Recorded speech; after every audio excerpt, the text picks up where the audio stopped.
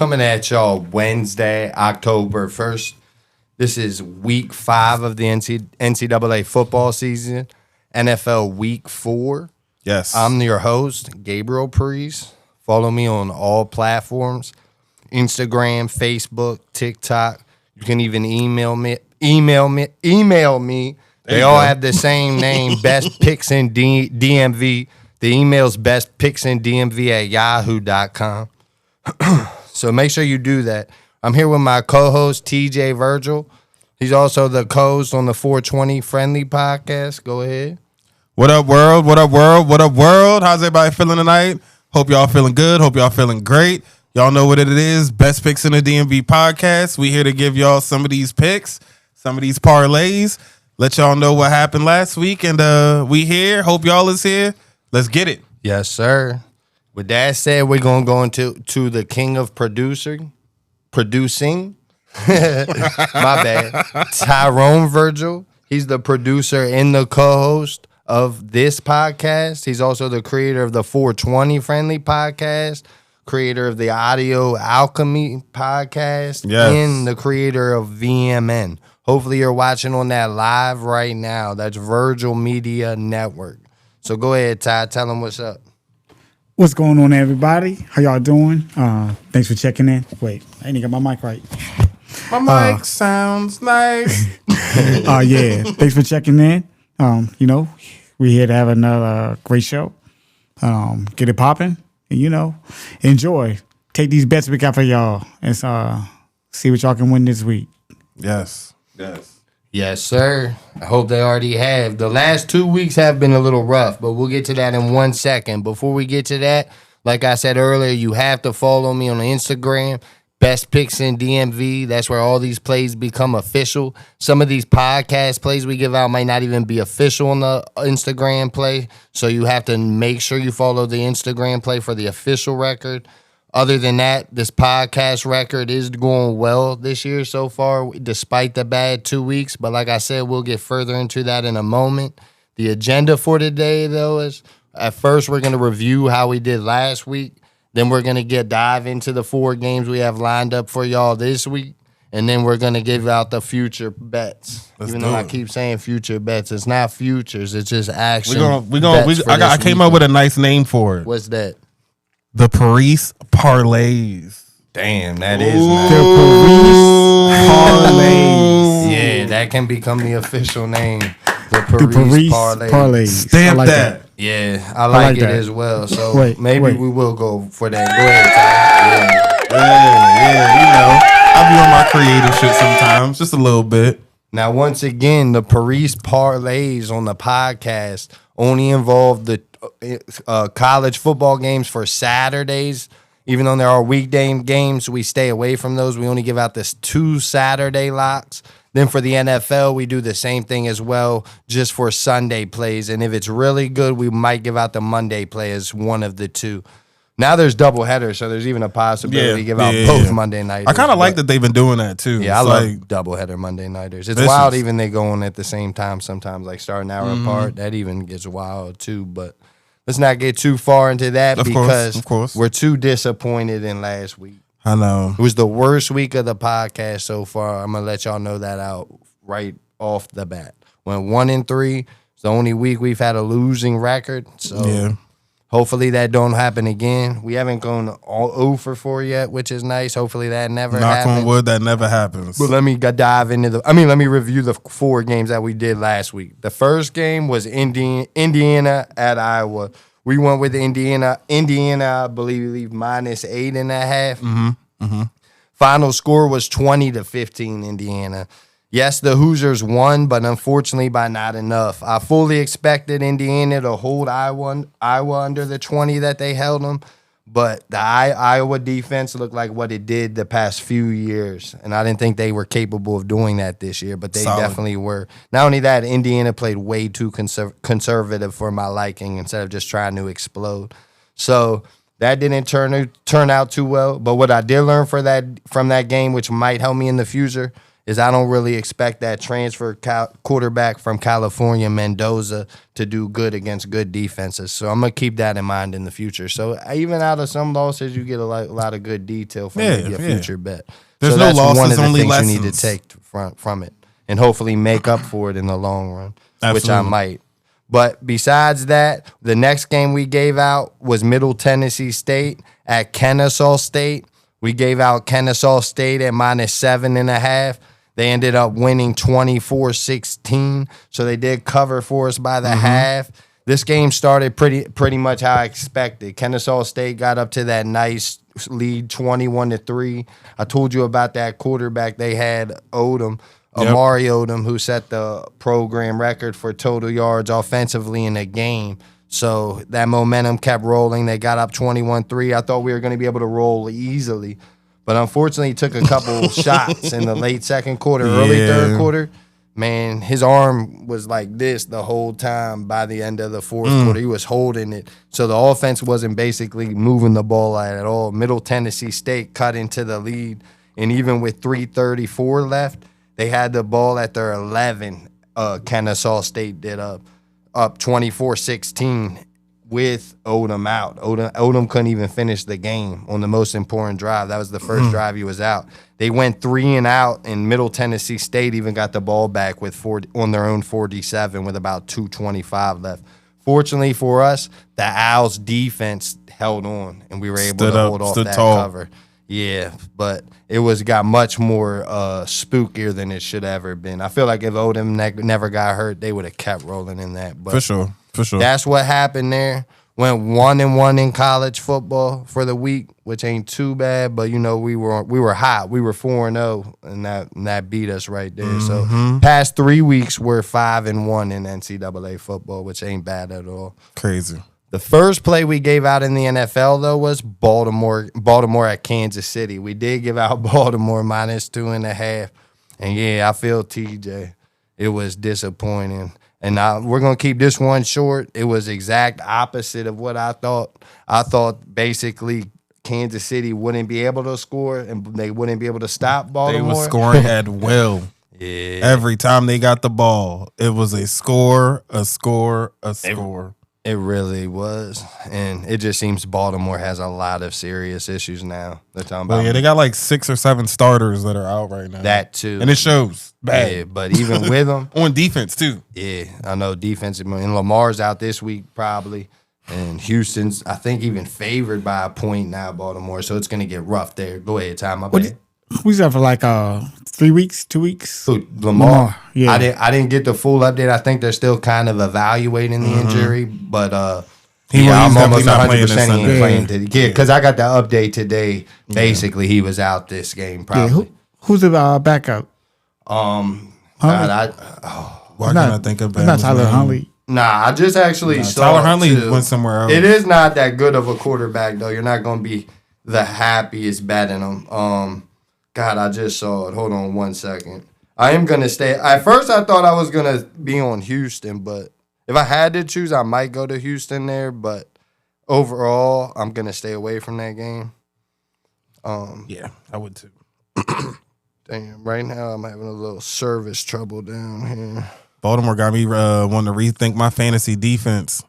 Hold on. I'm going to get back to the backup quarterback for the Ravens real quick. Yeah, TJ, look for that real quick because for some reason my stuff not working. But we'll get to that in a second. Let me go ahead and review this crazy game that cost us – this team cost us 2 weeks in a row betting them and betting against them.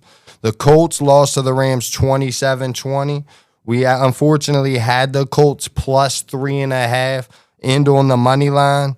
We could really just sum it up with the name Tutu Atwell. Cooper Rush. Oh, Yeah, Lord. Cooper Rush. That's who Baltimore's starting quarterback is. Let's get back to that. Yeah, so. Sorry. Yeah, nah, you're good. But I'm saying, yeah, I'm not really going to cry. He's not the worst, though. You know Hey, what Cooper I mean? was out in Dallas, backing up Zach. Dak. I mean, that's when Dallas had a really solid offensive line. Not saying that the Ravens don't, but again, they have a lot of injuries going on right now. And They got Derrick Henry. So that's one person. Yeah, Derrick That's- Henry. but that's your workhorse. He's not reliable right now. Yeah. There's something going on with that. that's what you got. That's what I thought last week. Oof. Yeah. Rough. Nah, but Cooper could definitely move the ball a little Yeah. bit. But like I said, I What wouldn't is- count on Baltimore to do anything for real this year. Or Yeah, any we just gonna stay away from that until this Lamar week. gets healthy. We're They too gotta nervous. get healthy, get some people back, and then we can think about putting them in some stuff. But right now, they about to get dropped from my fantasy team. I ain't even gonna lie to y'all. That's your squad. How you gonna drop Hey it? man, listen, I'm trying to win this bread, bruh. I feel you. Because, my Panthers, but, yeah. We know. It's all good. Y'all still hurt. got a shot to win your division. Season's early. Y'all have a divisional win. Just got to get a couple more. I don't know about that, TJ. Right. But let's go ahead That's- and review the Colts at the Rams. I think they, but I don't want to say too much about Carolina right now. Okay. Let's not talk shit about Carolina. I'm right not now talking for shit. later purposes. I got you. If that I hints got you. anything. I got you. But because we getting too negative. Actually, you were being positive. Actually, Ty was the one being negative because you were talking about them almost being able to still win the division, which I don't. It is possible. No, it ain't. Mathematically, it's possible. Mathematically, a lot Yeah. of things are, but that's something that's not highly likely. And It's probably far not, from but it's okay. far from happening. That's But my squad. And The right Colts- now, Oh, I go don't ahead, got Ty. faith. I don't. maybe you will after I say a little bit more about them in a little bit. But the Yeah. Colts and the Rams cost us big time. This Mm-hmm. one was sick, in my opinion, had no business not hitting. Like I said, the Rams got off to an exact start I thought they'd be. They was really flat coming off Mm-hmm. that heartbreaking choke job at Philly versus the team that eliminated them. Yep. I think they had 3 points with 5 minutes and 21 seconds left in the second quarter. But unfortunately, the Colts didn't take advantage like they should have. They were up 10-3 at that point before the Colts kicked the field goal to make it 10-6. But they should have been rolling that game more. They just didn't do what they should have. And what's even worse, there was 2 minutes and 14 seconds left in the first half. And how about they drove 96 yards on a 13-play drive to basically go up? It's been happening Which a is lot nuts. this year. I know. It's like this is the year of the 90-plus yardage drives. I don't understand. So they had the lead. And then after the half, the Rams went 3 and out quick. The Colts got the ball. They got 3 plays. They were down to the 1 yard line and fumbled. And they Crazy. got a touchback. They would have took the 17-13 lead. Mm-hmm. And I think they would have had a lot of momentum at that point. But unfortunately, it just didn't happen. And then guess what? To make matters worse, it was still all knotted up on basically what looked to be the game-winning drive for the Colts at their own 48-yard line. Jonathan Taylor broke one. I thought we were in there. But the holding call happened. Yeah. Bring it back. Unbelievable. craziness. Next thing you know, it was like 3rd and 28, and they had to punt. They punted it to like the Rams' 12-yard line and had all 3 timeouts. So you thought there was a chance maybe that they would basically not cover. Cover the 3.5 at worst. You know what I mean? Maybe they go down. Of course, it could go into overtime, and then you could lose like that more than 3.5. But right there, it looked kind of. It was either going to be the Colts getting the ball back, maybe the Rams go to get a field goal. First play, Tutu Atwell, 90 or 88 yards for a second catch of the season to make his total 92 yards for the season. Insane. Yeah, it was. They did have a little bit of a chance to come back down, but of course the Colts threw an interception. So, Ty, you might as well hit that Yeah, go ahead, cue it. Cue it up. because it was a 1-3. No, not that that one. one. I don't know what that was. There we go. There we One more time. One more One time. more time, yeah. We deserve that. Maybe 3 times just for the 3 losses. One more time.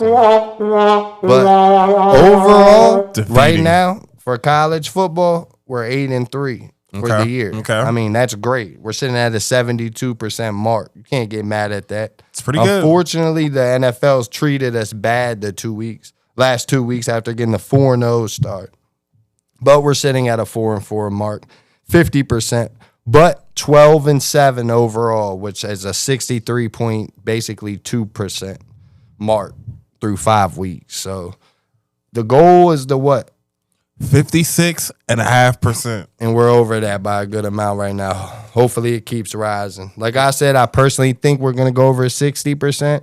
And right now that prediction looks to be good. So hopefully we keep rolling here. This was our worst, or last week was our worst week of the year we'll have. And like I said, this is bounce back week. This is definitely bounce back week. So the first game we're going to get into this week is Iowa at Cincinnati. Okay. Big bad Iowa State 5-0 coming into 3-1 Cincinnati. Cincinnati, and this game's at noon on Saturday, by the way. You had it switched up. You said it to me switched up. Oh, the two games? Yeah. All right. Yeah, the Iowa State, my bad. The Iowa State at Cincinnati game is first. That one's at noon, I believe. Okay. And Cincinnati's coming into this one after beating Kansas 37-34. The quarterback Sorsby threw for 388 yards, went 29 for 43, 2 touchdowns, 0 interceptions. He also carried the ball 13 times for another 52 yards. So far this year, he's 74 for 107 with 1,043 yards. That's basically a 69.2 passing percentage with 10 touchdowns and only 1 interception. On the ground, he's rushed for 227 yards on 35 carries with 4 rushing TDs. That's 6.5 yards per carry. It's safe to say he's special. I like his ass. He came from Indiana a few years ago. But, yeah, Sorsby's a beast. Now, Iowa State, they won last week 39-14.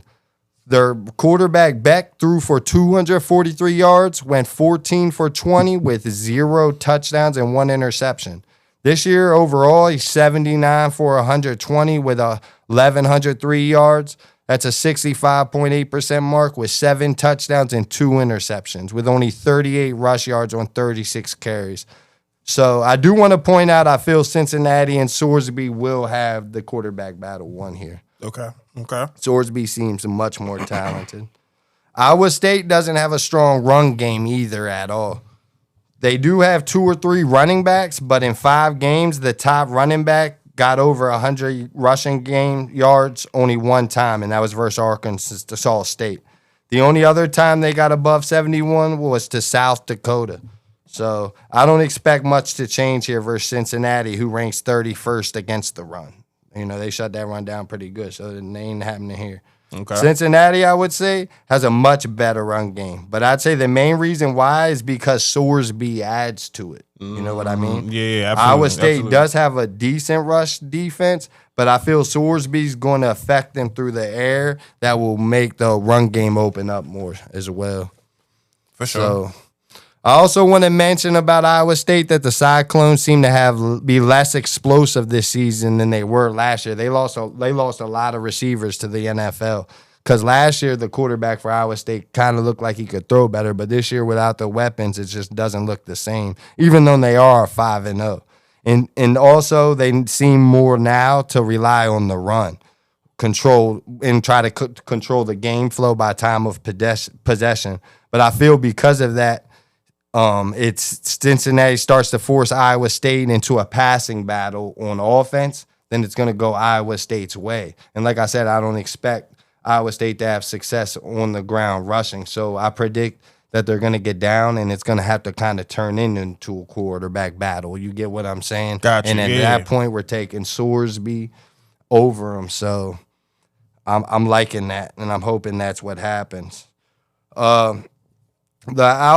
I would say I can't see Iowa State having too much success at all. One last thing is this is a big game for Cincinnati to get back on the map. They've been off the map a couple years. And like I said, Iowa State's coming into this atmosphere ranked I think 14th, I believe. So this would be a huge win for Cincinnati to get back on. Not the biggest possible, but it would still be a huge step. They could be ranked by next week if they do get this weekend, because I think they'll be sitting at 4-1 or 5-1 at that point. What was it? Yeah, 4-1 after beating Iowa State. So they could sneak into the top 25 even. And they know that. So I feel like they have more to play for this game, even though every game's a huge game in college football. Yeah, anytime you're facing one of them teams with one of them numbers next to their name, it's like a chip on their shoulder. You got to come in and bring your best. and they play in Nippert Stadium. It's actually the second or third oldest stadium in college football. So Not Nippert. That's a hell of a Nipper, tradition there. hey, the facts, Gabe be coming up with. The tidbits. That's what you got handicapped. That's what Absolutely. handicapping's all about. And not only that, this Nippert Stadium is designed for these students and fans to be closer to the action. So they're kind of closer to the field, too. So it's a hell of so an easier to environment. rush It's not the an easy field, place. too, at the end of the game. Shit, hell yeah. Just like Virginia did versus Florida State. Oh, they Ty did them knows dirty. about that well. Did them dirty. So basically, I'm going to have to go with the Cyclones about 24-17, I feel, or even 31-21. Okay. Could even be a little worse, I feel, if it gets a little crazy. But yeah, we're going to go with that. That's going to be the first official play. The next, and that's once again, they're going to be -1.5. I was just about to ask you what the line was. Yeah, because it moved. I think I got it. Let me see what I got it written down at right here. Because I think I had it. Yeah, it's -1.5 at that we got it officially. But I did look today, and it went back to -2.5. So I think it went back down to -1.5. But I expect that line to keep moving up and down like that. So I don't really expect Iowa State to get favored in that game, but I wouldn't be shocked even if they were 1.5 by game time. But no matter what, if it's 1.5 Iowa State, 1.5 Cincinnati, 2.5 Cincinnati, I'm gonna go with it. I leave it alone if it starts getting 3 to 4.5. Not really, but I probably still play it somewise. But you get what I'm saying. Yeah. I want it to end at 2.5. I love getting it at 2.5, even though 1.5 is a better number. But either way, the next game we're going to preview is Miami of Ohio at Northern Illinois. Miami of Ohio's -4.5. Ty's a little confused because I didn't tell him we had to switch this one up. But I still wanted him to give you the one that I had, Oregon State. So I didn't want to tell him.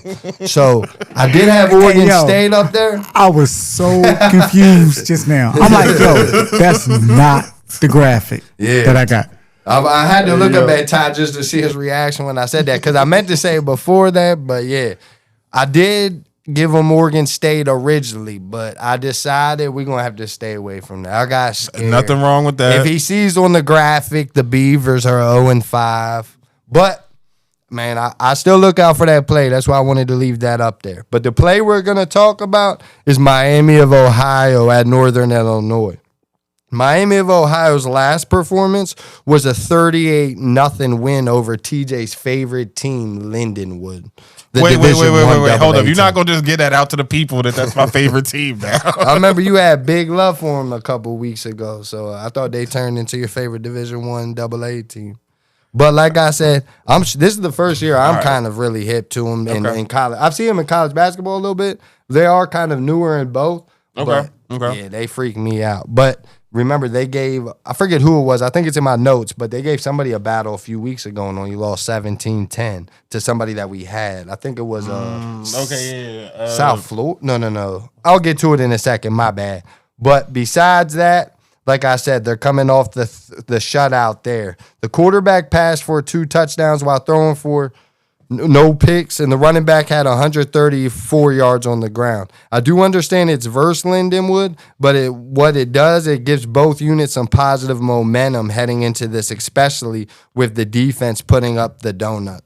Not to mention, Lindenwood only lost to Appalachian State by 7, 20-13. So a 38-0 win is a little impressive for Miami of Ohio if I'm going to compare that to the Appalachian State game. But like I said, overall, it's nothing to even talk about. Okay. But Northern Illinois last game was a low-scoring affair. It ended 6-3 against San Diego State at home, which shows how Northern Illinois is struggling bad on offense and having a very difficult time putting up points. Their offense so far ranks 135th in yards per game, 134th in passing, with under 100 yards per game passing, and still only the 79th rushing per yards team through all that, and 136th in scoring, which is dead last.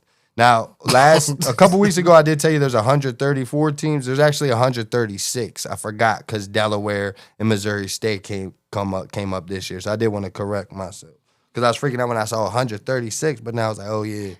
But, yeah, that's what goes on there. So, like I said, they were 136 in scoring offense, which is Literally last. the bottom. So I don't see them having too much success versus Miami of Ohio at all, who ranks 69th in yards against on defense. Not the best, but definitely seems capable of containing this Northern Illinois offense pretty well. One last stat that's important to note for this game is, as far as Northern Illinois is concerned, is that they rank 130th on third down conversion. Now, I will admit, Miami of Ohio does rank 128th in stopping opponents on third down, which should scare you a little bit. But in this particular situation, from what I've seen, Miami of Ohio is going to be improving their third down against statistics this game for sure. That stat's going to change in this game. No, they're not going to be getting it versus them.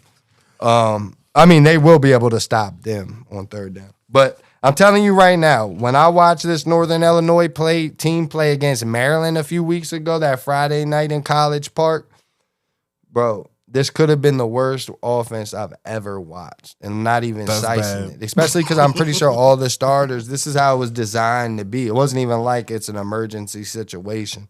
Bro, this is how I'm going to put it. They were down 20-9 in the fourth quarter. There was 4 minutes and 8 seconds left. They had the ball at their own 5. Let me repeat that so you understand. Fourth quarter, 4 minutes, 8 seconds left. They have the ball on their own 5. Exactly. Okay. They ran the ball 4 times to pick up, no, they did. They pick up the first down. You get it? Right. So they really needed to pass the ball, essentially. But I don't think I've ever seen a team basically do just that. ran the clock Bro, out by on the their time own. they got the first down to get was to like already the 2 minutes. 18-yard line, it was the 2-minute timeout, which is the 2-minute warning in college. They ran the Down 2 possessions at their own 5. They didn't even take the chance, bro. They just gave up. I never even said we trying to go home. We don't want to be here. Bro, Ty, I'm trying to tell you, bro. I said, what is going on? The bad thing is I had Maryland. They didn't even cover. They really and it was all because, listen to this, Ty, they got a fluke 74-yard touchdown run that was 3rd and 11 at their own 26-yard line. That's the only time they scored on some fluke stuff. UMD should have killed them, but the freshman also was still gelling, who is the number 1 true freshman in the league. We always got to shout out Maryland stuff. Malik Washington definitely get hit. But and last week proved it more too with this god awful offense. They only were able to put up 3 points to San Diego State. Right. That repeat in my ear makes me say that weird. That for some reason I don't know why. But they only also got 179 total yards in that game as well. So, I mean, I'm trying to tell you, TJ, this team's awful. One thing I definitely need to point out, though, that I haven't mentioned because I didn't want to scare nobody away too early with this game. Oh, boy. Is Miami of Ohio does have their backup quarterback starting this year. And it's a senior with the last name Kesson. But through all 4 years, I think his total numbers are 35 for 68 for 488 yards with 4 touchdowns and 0 interceptions. As a senior? Yeah. But against this Northern Illinois team, as long as he doesn't turn it over, which he hasn't shown known signs of doing, he should be able to play a good game manager role in this game, I feel. And that should be enough, especially if Miami of Ohio running back Kenny Tracy has success, which he has rushed for over 100 yards twice so far this year. So now, one of those was against Lindenwood, but the other one was against UNLV, who's 4-0. But that 4-0 is a weird 4-0, and they might get beat this week by Wyoming. I'm just going to put that out there, too. But Northern Illinois defense, not to mention, is 76 against the run, which also makes me think Tracy will have success. So I believe this game will be similar to last year. They played last year, and Miami of Ohio won that 20-9. And they were able to hold them to 9 points, probably with a better offense Northern Illinois had last year. So I don't see why it would be different this year. And if anything, they might get a few more points on offense, I feel. And last year, the line was -2.5. Yeah, it was -2.5 for Miami of Ohio at home. So this game with a backup quarterback, I'm almost 100% because I got to keep on second guessing that the backups starting with them -4.5. But I swear I've looked, and the backup starting. But it's not scaring me to stay away. And if he's in, that's even better. But like I said, I'm almost 100% they're going with their backup, but it's not scaring me at all. Miami of Ohio is the second official college play for the week, and at -4.5. Okay. Y'all heard that. Y'all heard it. Y'all heard Yes, it. sir. Now we got to get into the NFL, which has been a little cold lately. Ty, hit that one more if you could. Oh, yeah. No, that's what it should be. Crickets. That's the past 2 weeks for sure. But It's okay. And people are going to freak out on this first game for sure. I already know. The first game that we're going to be taking is Miami at Carolina. Carolina's right now, because I give the lines to Ty on Monday. Mm-hmm. When I looked today, it was actually the opposite. But when I gave the lines out, Carolina was -1.5. Now, when I look today, Miami was -1.5. But that doesn't scare me. Okay. It really doesn't. Miami, now I understand the Dolphins could appear to be a more talented team, even with some of their key injuries, including Tyreek Hill. Some would also say, although the Hill injury impacts the Dolphins significantly, there are more key players actually injured on Carolina, especially even worse, which might be true. And some might even say the win versus the Jets gave belief a little bit to Miami heading into this Carolina game. Who's better to play than Carolina with that momentum? Go ahead, Ty. My bad. No. I was just gonna say, our line sucks. Like nobody's protecting Bryce. Bryce now. That's more on the road though, and I'll get to that in a second. Now, well, as the great Lee Corso says, like I said, my bad. What'd you say again, Ty? Repeat what you just said to me. Oh. Go ahead. Oh no, I was just saying, the line. Bryce Exactly. got The no. O-line. Yeah. The O-line's Bryce looking rough. And with all that said, not as the famous Lee Corso would say, not so fast, my friend. Okay? Because Carolina, like I said, does have several key players missing, including guard Zavala, the wide receiver Moore, the tight end Sanders, and both linebackers Wanenham and Jones. But they're also coming off a blowout loss to New England, right? But I feel that game was kind of a bad spot for Carolina. And Horn gonna start. Huh? Horn? No, DJ Horn. JT Horn. Yeah. Right. The rookie. Yeah, that's Wide nice. receiver. That's what you're looking forward to. He Yep. better break out this week. We might have to look at some of his props. T-Mac. Yes, two. sir. Yeah. Leggett, I don't know what he's doing. He not catching nothing. So It's all right. They were in a bad spot these first 4 weeks. Like I said, they're 1-3 right now. They started out at Jacksonville. Jacksonville's nice. So, I mean, that's not surprising what happened there. Then after that, the very next week, they had to travel out to Arizona, who's also decent. That's not no easy trip going basically across country after an away game already. Players be jet lagged. They don't like going across country. Then guess what happened? They came home and got that nice blowout win versus Atlanta. Looked like a whole new team. Completely different team. Now they have to go travel back out to New England, which is a very tough right now to play. I'm not going to say they're not very tough, like as far as like what they've shown so far. But by the end of the season, you're going to realize that game was a lot tougher than people thought because they might think New England's not as good as they really are. But trust me, New England's good and they're hard to stop on offense, and Carolina couldn't. And it seems to me they kind of not really quit, but it got too bad real quick. So they were kind of playing impossible catch up. So the score was completely out of hand what it should have been. But like I mentioned, that one game they had at home, they blew them out. And if you go back to the last 6 games that Bryce Young played at home, from remember when he got benched last year for a couple weeks, then he came back? Yeah. Well, since he came back playing a lot better than he did before he was benched. But like I said, he's 3-3 at home dating back to last year. And 2 of the 3 losses came to Kansas City, 30-27. They only lost to Kansas City 30-27. And then the very next week, they lost into overtime against Tampa Bay 26-23 in overtime. They did get a little weird blown out by Dallas. Cooper Rush had a huge game that game for some reason. Here we go. And then some running back. I forget the running back's name right now, but the running back had like 150 yards versus him. So it was kind of a weird game all around. But let's focus on the fact that Bryce Young's 3-3 playing at home, where there's a lot of support. It's hard for rookies to play on the road, and he's not a rookie this year, but last year he basically was, and this year he's still learning. And that's a tough way for any team to start 3 out of 4 on the road. So I think overall he's a dangerous threat at home. He's not to be taken lightly at home at all. Now, he did 1 for 6 on the road since of his return last year, 1-6. But get this, he's 1-0 in neutral sites. Because last year when they did beat the Giants.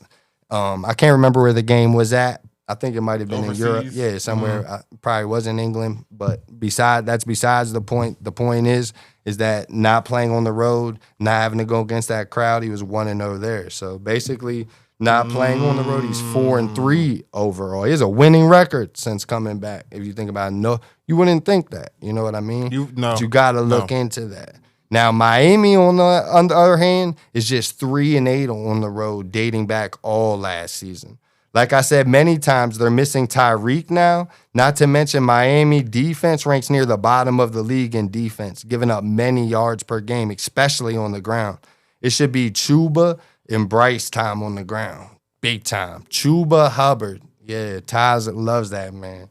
So I also think Chuba, my man, yo. Yeah, I Chuba, like Chuba. That's my man. He's kind of been disappointing me a little bit because I thought he was a lot better than he probably showed so far, but I still kind of believe in him. He still has to prove. I mean, that's why I said kind of, but I wouldn't count him out so far.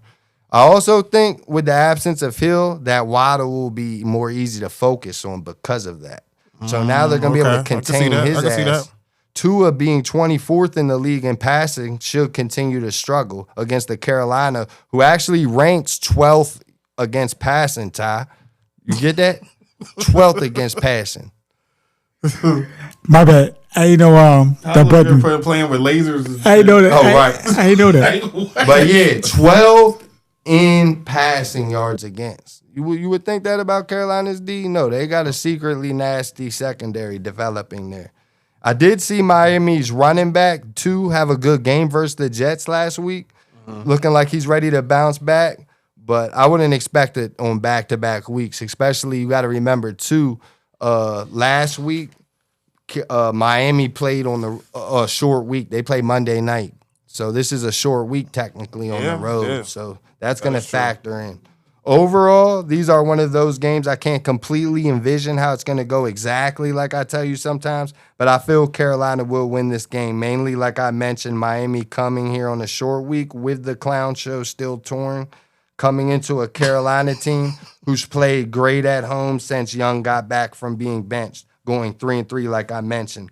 Not only that, Tua will struggle big time in the air, which will make Carolina's rush defense a little more effective when it comes to stopping the run, even though they rank 22nd in rush defense right now. And I feel Carolina will have success on the ground big time against the 29th ranked yards per against rush defense. Oof. Yeah. Heavy. Which will also open up the pass game. Now, I don't want to predict an exact score for this because, like I said, I don't really know what the number will be. But I know Miami will have at least 2 more points than Carolina. So, like I said, even if it's Miami, Carolina will have 2 more points than Miami. I'm sorry. But even if it's Miami minus 1.5 or Carolina minus 1.5. So I'm going with Carolina, and we already did in this podcast minus the 1.5. So I like that. Go ahead, Tom. Pounding. We don't got Carolina. the clap. Yeah, go ahead. Put the claps up there. Hey. Wait, which one? No. Not that one. No. They might be saying there we go. There you go. Oh, man. It says on the screen. I ain't even look. My bad. Hey, yo. I've been smoking. My bad. But now here's the second and final NFL game. In the fourth and final game, we're going to be adding to the newly called Paris Parlay. Man, yeah. Now, this game's Sunday at 4 o'clock. It's going to be the Washington Commanders at the LA Chargers. Right now, the Chargers are -2.5. The great news about this game, even though I fully expected it, is that Jaden is playing. He had been fully cleared today officially to practice fully, so there's no reason why he wouldn't be playing. Washington is coming in this game off of what seems to be a disappointing 2-2 record, but at the same time, they had that weird loss at Green Bay, and they haven't had Daniels the past 2 weeks. So overall, going 1-1 with Mariota, even though there was worse some weird teams, we'll take that. So this is a big game for Washington to get back on track, too, because they definitely don't want to be looking up going 2-3 with this highly psyched up year or expected to have success this year. It'd be awful to be 2-3. So I'll say they'll be fully focused, and on top of that, full of energy with Daniels coming back. Now, the Chargers did start red hot. They went 3-0, and not only that, they started off 3-0 in their division, which is very impressive, already being 3-0 through 4 weeks in your division. Herbert has been going off as well this season, going 95 for 149 yards, 95 for 149 with 1,063 yards, 7 touchdowns, and 3 interceptions. But 2 of those 3 interceptions did come last week at the Giants. I feel he threw 2 picks last week because the New York Giants were really able to pressure him for six sacks, which really made him under pressure and uncomfortable, which ended up making some bad throws. And I seen this, and it seemed it really started to happen when their left tackle Joe Alt went down after I think it was the second drive. This week, Joe Alt is not playing. I believe in right guard, Mickey Belton is questionable, and the tight end Will Dissly is also questionable. So even though the Commanders' secondary appears to be struggling and is ranked 27th in passing yards against, I feel their added pressure should affect Herbert in a negative way for the Chargers, and it should also affect the rush game, who ranks 21st for the Chargers. I also want to mention that Washington ranks 2nd overall in rush yards. Now, the Chargers do have the number 3 total ranked defense this year, but their rush defense is ranked 16th. So with the 2nd ranked rush offense in Daniels coming back, who should add to that as well, I feel not only will this help control the game and keep Herbert off the field, it will also help open up the pass game even more for Daniels. Even though the Chargers are the 5th best passing defense right now. But overall, I feel Herbert are coming back home, coming off a very disappointing and embarrassing loss to the Giants. Not only that, they lost the offensive tackle, like I mentioned, which already looks like it's been a crucial blow. Washington is going across country for this game, but full of energy with the return of Daniels, with the 2nd rushing on offense in the NFL, which is fully focused in getting this win. And we all know a run game does travel. Sometimes you worry about going across country, but usually rush games travel pretty well, along with good defenses. But we wouldn't necessarily say the Commanders is a great defense. But the rush is great because they are 2nd, so that should travel well.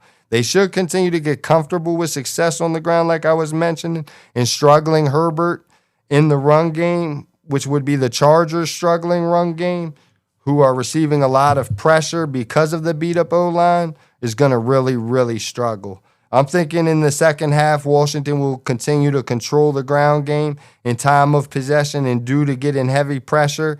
And I feel like the Chargers are already going to be trailing. It's going to force at least 1 interception by Herbert, even though the Commanders do only have 1 interception so far this season. But either way, give me the Commanders 24-17 or maybe even 21-14. But feeling comfortable with that. Okay. I like that. I like the 2 NFL plays this week. They might seem a little spooky, but we're rolling with it heavy, and I like it. Anytime you got Carolina, it's going to be a little spooky, but Even Ty's been freaking out on him. Just a little bit. But we're gonna be all right. Just a little bit. A little scary. They're gonna find out about his I've been scared whole season. I'm scared, yeah. Man, y'all had some tough road games, man. You said you went to Nippert Stadium last year. Yeah. Nippert. What? Yes. It's like that's Bank of America. I'm tripping. I'm thinking Cincinnati. Right.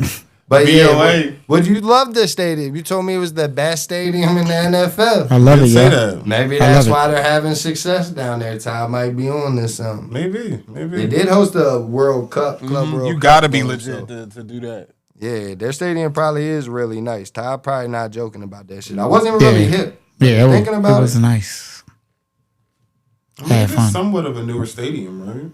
You said what? It is somewhat of a newer stadium. Like it's not. I'm not sure. I think but I'm sure it's been renovated too. Yeah.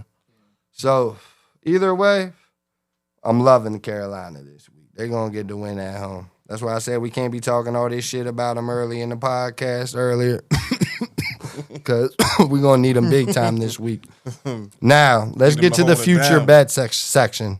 I did forget to mention. Parlays with Paris. Oh, Paris parlays or parlays with. This is. See, I ain't gonna lie to y'all. I didn't know. Both of them sounded kind of good. So I was like, bump it. Yeah. Paris is parlays with Paris. What you think? Let me know in the comments. Paris. Yeah, let them know in the comments. Y'all vote for it. But either way, right now we're still sitting on $164.82. Ty didn't know, but unfortunately I did some bad math before I sent him the podcast, so he has to lend us another, I believe, $26 this week. But we got you with the bonus when it hits like last time. Hopefully we're not down. But with that said, I got 3 parlays I'm going to hand out. Right now, the first one I'm going to give out is the 4-teamer. Ty's graphic might be still showing Oregon State, but just replace that Oregon State with Miami of Ohio minus 4.5. They're both going to be minus 110. So once again, that's Miami of Ohio minus 4.5 at minus 110. Cincinnati minus 1.5 at minus 115. The Washington Commanders on the money line at plus 134. And then Carolina minus 1.5 at minus 105. $60 pays $208 for that parlay. Then we got a two-teamer. Oh, I'm sorry. $30 pays $459.18 for that 4-teamer. I'm sorry, I was looking at the 2-teamer that I'm about to get to now. The next 2-teamer that I'm going to hand out is Washington money line at plus 134. And then we do got to edit, like I said, and put Miami of Ohio instead of Oregon State minus 4.5. But as you can see, Oregon State was minus 1.5 at minus 110, and Miami of Ohio's minus 4.5 at minus 110. So it doesn't change the parlay payout, which is $60 to profit $208. And then the final 2-team parlay we got to go with, which is the main 2 locks of the weekend, is them Carolina Panthers, Ty's favorite team in the world at minus 105, with the Cincinnati Bearcats at Ty's favorite new stadium, Nippert Stadium, minus 1.5 at minus 115. $100 profits you $265. So if we lose this week, the podcast will be down $164.82. Remember, we started with $100, so that's where we would be sitting at negative $164.82 if we lose it all. That's how I always like to prepare. I think of the worst. But I personally believe that we're going to be back up to not where we should be, but striking distance for next week to get up almost to where we should be by the following week. So definitely get down with these 4 plays if you can, because I know I'm going to. TJ is, Ty is. We have profited basically not really on the podcast the past 2 weeks, but as a team the past like 3 to 4 weeks. We're going to keep that rolling this week, so definitely stay tuned in. Absolutely. We're definitely going to profit a lot from here on out. And a few more plays I'd like to get to. I mean, that I might just hand out is Thursday for college football. Thursday, Sam Houston State -2.5. Friday, we might go with Delaware -2.5. What a season they're having so far. Maybe San Jose State -2.5 to cap off Friday night. And then right now for Saturday, other than the two locks we just gave out, are going to be Florida +6.5, Vanderbilt +10.5. Man, am I psyched about that Vanderbilt game. You do like them on the low. Maryland +6.5, who I feel like could win too. Oregon State, who I had up there, that was supposed to be the team, but I got all scared. But I'm probably still going to rock with them on Instagram. Oregon State +1.5, it's sitting at right now. Then Wyoming +3.5, and probably the final one might be Florida State +4.5. I'm not feeling too good about that one, but there's a slight chance I might like that. So I'm going to have to keep them up there for right now. Okay. And then in the NFL, there might just be 3 additional plays so far. The first one might take place, if you're watching this on YouTube, Thursday night, which is probably the night, the LA Rams -8.5. That's what they are today. It started off like at 5.5, but it went all the way up to 8.5 right now. And then on Sunday, I'm kind of looking at Cleveland in the early morning game +3.5, believe it or not. I'm going to have a lot more convincing. I'll admit that right off the break. But so far, Cleveland +3.5 and the Jets +2.5. God, that's ugly too. That is a interesting sweep right there. It's going to be a spooky Sunday, but it is officially spooky season. Those teams and those spooky teams pay a lot of money, and they're no different. So that is I'm going to have to roll with them. Okay. And like I said, the overall record for college football so far this year is sitting at 8-3, and then the official NFL is sitting at 4-4. So I did want to remind those records, and then the overall record is 12-7, which was a 61.2% mark, I believe, somewhere around there. Maybe it was 62.2. But before we leave, we might get to the WNBA real quick. We got to give a little update. We can definitely do that. Me and Ty are sitting good right now, Ty. Y'all is. We sitting good right now. You remember why, right? Who's going to the finals? The Vegas. Yes, The sir. Aces. Absolutely. Aces going. Asia. Yes, sir. Me and Ty tried to tell y'all. TJ was a little Minnesota happy. I didn't really blame them too much. And unfortunately, they did lose their star. They did. Yeah. Well, do you think with their star, they would have done a little bit more if she never I got definitely think they would have beaten Phoenix if Nafisa was playing in that last game. Nafisa. She's my hero right now. Why? Because she went off on the commissioner? Yeah. I kind of like it too. She said, I'm tired of this shit. We get no love. These referees is trash. All of y'all is trash. Are the worst. You just to be completely honest. All you gotta do is look at them. Just look at the ref. I ain't even trying to get with. Just next time, just give them a good look who's on the court, and then that kind of explains it all. Nah, but to be for real, those last couple of games were reffed really. I could understand why she's upset. But she didn't go off because of that. She went off because she wants more bacon. That too. That's it. That too.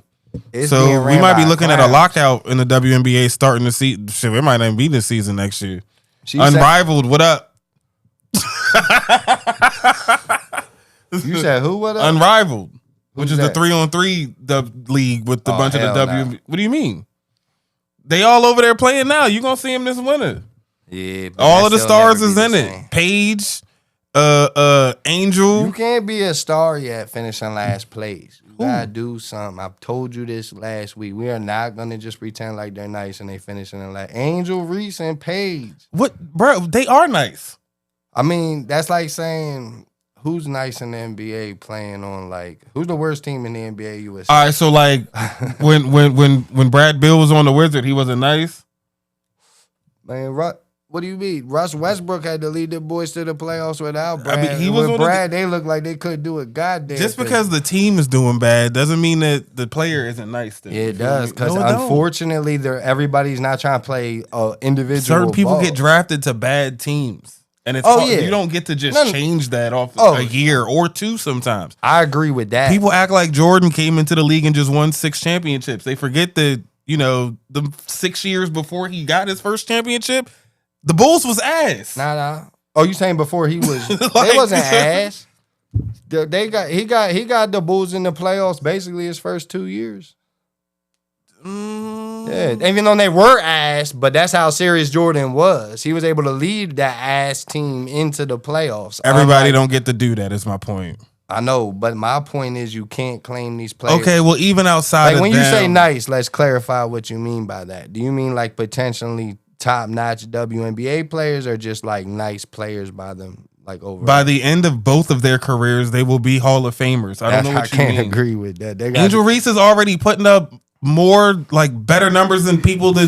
Fellas. She was the leading rebounder. Wait, we're going to a debate or we doing plays or bets? Well, this is kind of for the WNBA. So right now it is more of a debate because right now we don't really got no plays lined up for the WNBA. I mean, I just Did went you over look at the the line? plays and stuff. Yeah. You did look at the finals line? You were interested in the finals still? I mean, yeah, I'm still gonna watch it. I'm still gonna pay attention to it. Okay. That don't change nothing. I'm probably jumping on y'all's bandwagon also with the Vegas Aces winning it. Okay. Asia for MVP. If I had to pick the games, I'd say the Aces in 6. $10 wins you 60. That would be it. So that's what it is. What is it? Plus 600? What? We can look at it right now. What are they right now to win it? All right, so series spread: Las Vegas Aces, Phoenix Mercury. Phoenix plus 2.5. Phoenix Mercury plus 1.5. Las Vegas minus 1.5. Las Vegas minus 2.5. Right? Yeah, but Las Vegas is minus 2.5 at plus 300. And then for the exact series you were talking about. So if you you're saying Vegas Aces is 4-2, $10 profits you 50, you get 60 total back. So that's what Yeah. you're liking Vegas Aces to win in 6 games. Yeah. The exact series number being 4-2 as well. Yeah, because I Okay. mean it's a 7-game series. So it And has then to be- what is the overall first line for the first game? Oh damn. Whoa. Vegas is only minus 2.5 I mean, at home? yeah. Damn. Give me the Mercury game 1. What is it? Plus 125? Yeah, nah, screw the plus 2.5. Give me the Mercury game 1 plus 125. But Ty, you still like the Vegas to close it off? Yeah. How many games you think that'll go? If you had to pick. About 6. So you think it's gonna be probably basically 4-2 now? Yeah. Okay. Would you rather take the 4-2 though, or the minus? What would it be at that point? I guess it would be minus 1.5. So that way, if they end up winning like 4 games to 1, then you would still hit that minus 2.5 rather to get it in 6. But do you think it's definitely going to be in 6? Or you think it could maybe go 7? Or not 7, my bad. It would actually go less. It would actually be like game like 5 or even 4. 5. Yeah. Yeah, so you kind of like minus 2.5, I feel, more than the exact series. What was the minus 2.5 again? Because that's going to be Ty's official play for the final. Because so far, Ty's official play was plus 300. Huh? Vegas minus 2.5. Or it would be minus 1.5. I'm sorry. Because, yeah, if they win 4-2, that's, plus 150. So, yeah, he's giving out Vegas minus 1.5 at plus 150. Me, I'm going to let my plus 300 ride. I might have even hedged towards Phoenix to win this series. Throw some bread back the other way. I'm So feeling good Phoenix in the and girl then from Maryland, bro. For what, games or? Just period. Just Vegas to win. Phoenix Mercury to beat them. For some reason, I'm trying to look for where that line is on there. I can't find what the like regular. Oh, there it is, right there. Yeah, they're only. Man, I'm hedging.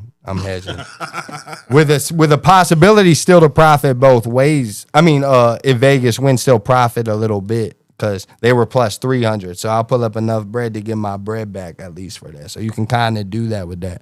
But TJ's gonna go with Vegas. Ty's gonna go with Vegas. TJ said plus 550. Vegas 4 games to do. Ty Vegas -2 or -1.5 at +150. And I'm going to hedge mine. So that's the official WNBA plays. We'll update it one last time next Wednesday. Yep. And it's adios to the WNBA till next year. Until next year. Hopefully the If Mystics there will be is. better, Ty. What do you mean if there is? Oh, you're There's saying gonna be a because of the... lockout. Yeah, I see what you're saying. They about to do a lockout, CBA, and it's a CBA year too. So yeah, man, they pay them. Man, Give them a little hopefully bit of they do. bacon, just a little bit. I Know guess what I mean? the speech came out the right time, right before the CBA deal. Damn. And she's one of the leaders in that. So yeah, Yeah, but once again, her and your girls are the ones that started Unrivaled. who? Nafisa and Stewie. Oh, for real? Yeah, I think she was the best until some injuries affected her. But that's all we have today for the best picks in DMV. Hopefully you get down with all the picks, not only in the college football and NFL, but as well in the WNBA. Remember to follow me on all platforms. That's Instagram, Facebook, and now TikTok. I also got my email, bestpicksindmv@yahoo.com. If you have any questions or want to know how to put some parlays together or get down on any action at all. So make sure you follow. Make sure you like, subscribe, comment, all that. Do all of it. Right. Do all of it right now. Ty, you got any All of final it. words? Oh, yeah. Stay tuned in. Put the best in. And good luck, everybody. You know, that's it. Yes, sir. What about you, TJ? Well, you know, like they say in the Hunger Games, may the odds ever be in your favor.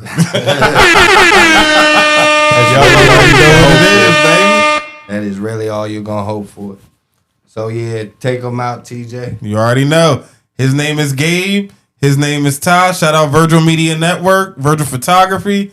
My name is TJ, and this has been the Best Picks in the DMV podcast. We out, y'all. Peace.